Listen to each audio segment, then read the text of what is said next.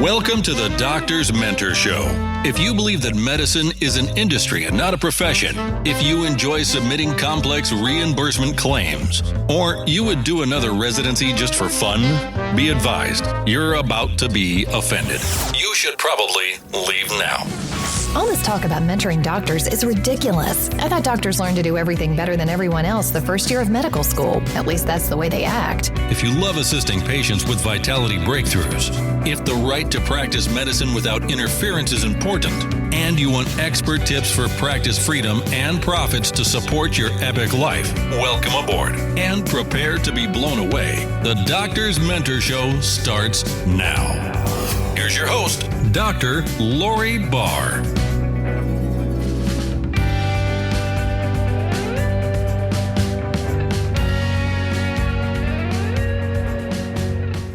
Hi, this is Dr. Lori Barr, the Doctor's Mentor, and I have another question that doctors ask me about podcasting, and that is, how do I calculate my return on investment, or when can I expect a return on investment from my podcast?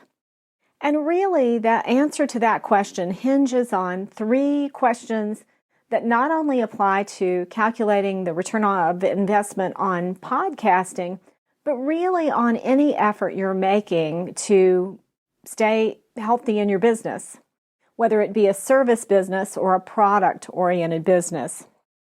So these are the three questions that you need to be asking to calculate the return on investment for your podcast or anything else you're doing to market or to gain more clients.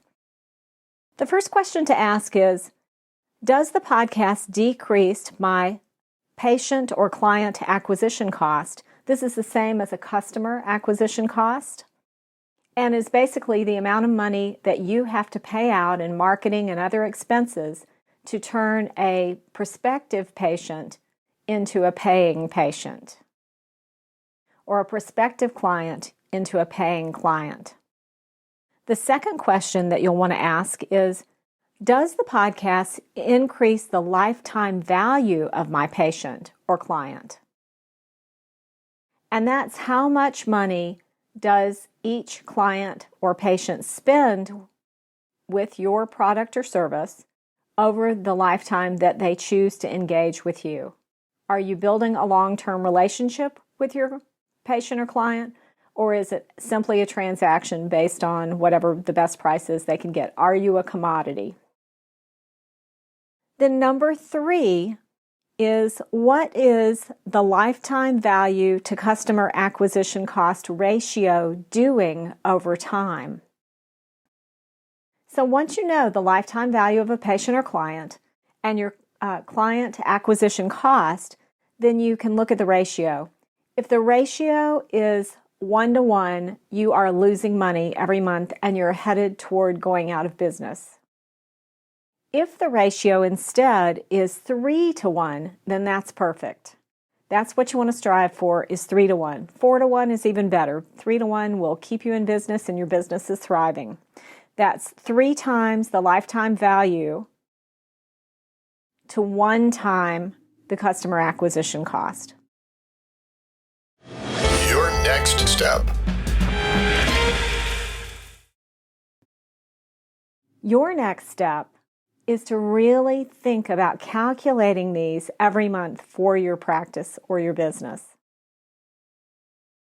If you don't know these numbers, then you don't know if you're going to be in business this time next year. I'm Dr. Lori Barr. You're listening to the Doctor's Mentor Show. One idea is all it takes to change your world. See you next time. Are you stopping at a hospital? Hello? Don't you know that hospitals are one of the sickest places on the planet? Don't touch anything in there and get out as fast as you can.